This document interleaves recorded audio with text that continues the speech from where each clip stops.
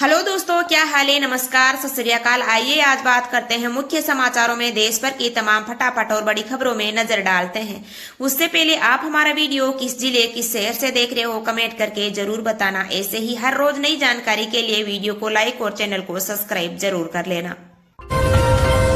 बिहार चुनाव 2025 में पीएम मोदी ने भागलपुर में आरजेडी पर तेज कसते हुए कहा कि आरजेडी वाले जंगलराज की जिस पाठशाला में पढ़े हैं वहां ए से अपहरण और अत्याचार पढ़ाया जाता है, फे से फिरौती, रे से रंगदारी और पे से परिवारवाद सिखाया जाता है। कांग्रेस सांसद राहुल गांधी ने रील्स को 21वीं सदी की लत बताया है। उन्होंने पीएम मोदी की सस्ते डाटा वाली टिप्पणी पर निशाना साधा है। केंद्रीय गृह मंत्री अमित शाह ने मधुबनी में कहा, अगर महागठबंधन की सरकार बनती है तो बिहार में घुसपैठिया बोर्ड बनाया जाएगा। बिहार विधानसभा चुनाव 2025 के पहले चरण में 243 में से 121 सीटों पर 64.66% मतदान दर्ज किया गया है।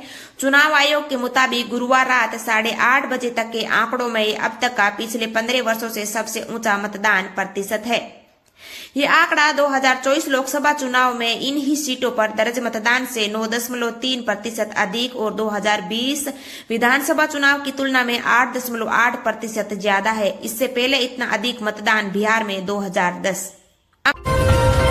अमेरिकी राष्ट्रपति डोनाल्ड ट्रंप अगले साल भारत आ सकते हैं। ट्रंप ने शुक्रवार को पत्रकारों से बातचीत के दौरान खुद इसके संकेत दिए हैं।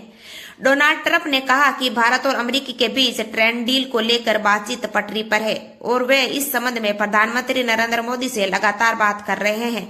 ट्रंप ने इस दौरान एक बार फिर से यह दावा किया है कि भारत अब रूस से तेल खरीदना बंद कर रहा है। प्रधानमंत्री मोदी आज राष्ट्रीय गीत वंदे मातरम के 150 साल पूरे होने के उपलक्ष्य में वर्ष भर चलने वाले स्मरण उत्सव का उद्घाटन करेंगे। शाम करीब 5 बजे वे वाराणसी पहुंचेंगे। शनिवार सुबह पीएम मोदी वाराणसी से खजुराहो के बीच वंदे भारत एक्सप्रेस ट्रेन का उद्घाटन करेंगे।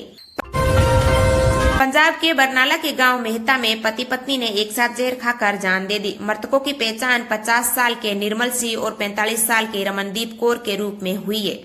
मरने से पहले दोनों ने अपने कमरे की दीवार पर एक सुसाइड नोट लिखा और सोशल मीडिया पर वीडियो के जरिए पड़ोसी पर पत्नी को अवैध संबंधों के लिए ब्लैकमेल करने का आरोप लगाया है।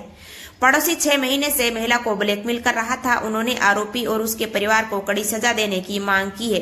पुलिस ने शवों को पोस्टमार्टम रिपोर्ट के लिए भेज दिया है। मृतक पति पत्नी का एक 12 साल का बेटा है।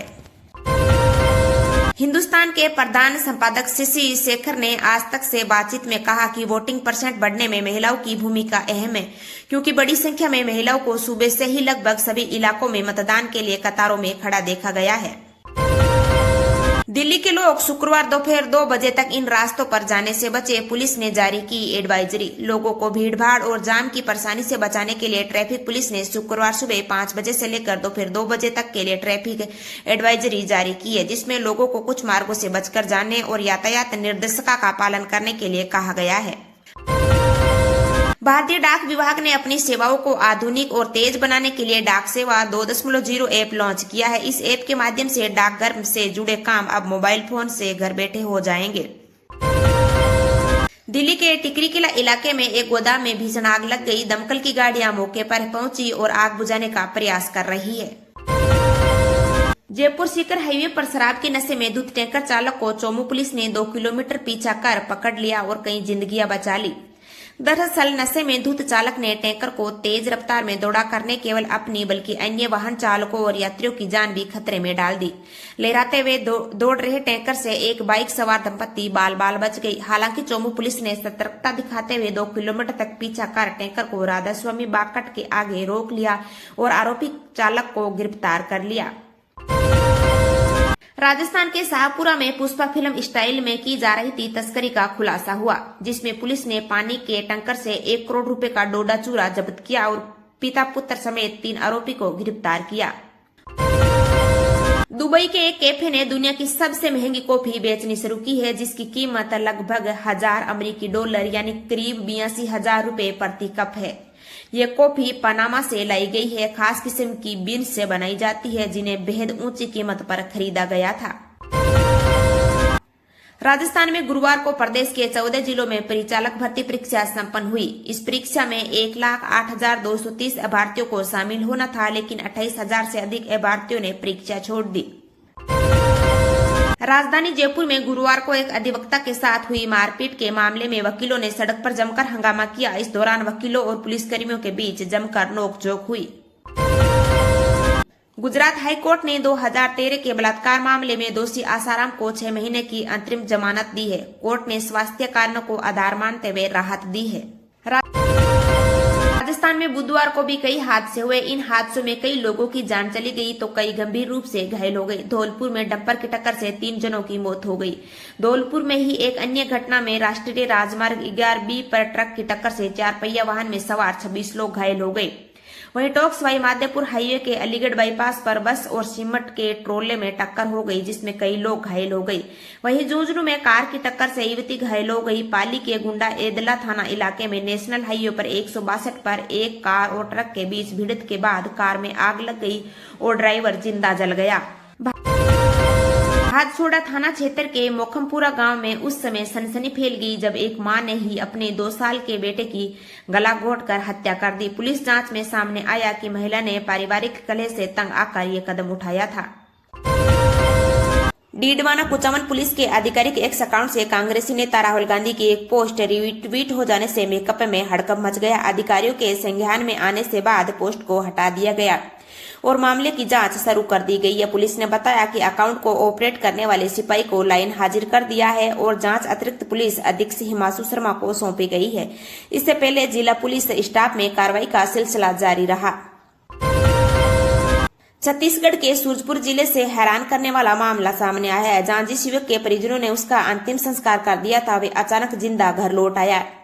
पुलिस ने कुएं से मिले शव को उसी युवक का समझकर परिवार को सौंप दिया था। अब युवक के जिंदा लौटने के बाद पुलिस दफनाए गए शव की पहचान दोबारा कराने की तैयारी में जुटी हुई है।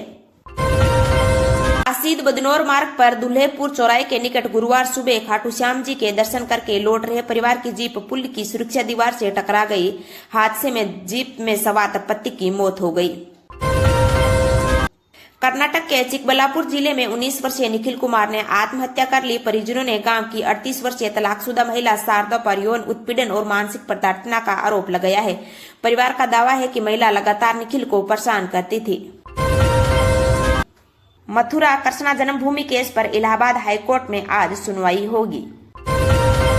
बागेश्वर धाम के धीरेन्द्र कृष्ण शास्त्री के नेतृत्व में 7 से 16 नवंबर तक दिल्ली से वृंदावन तक सनातन हिंदू एकता पद यात्रा निकलेगी। यात्रा में संत, राजनेता और मुस्लिम समाज के लोग शामिल होंगे। यात्रा का उद्देश्य हिंदू एकता, सामाजिक समरसता और धार्मिक शांतिभाव का संदेश देना है।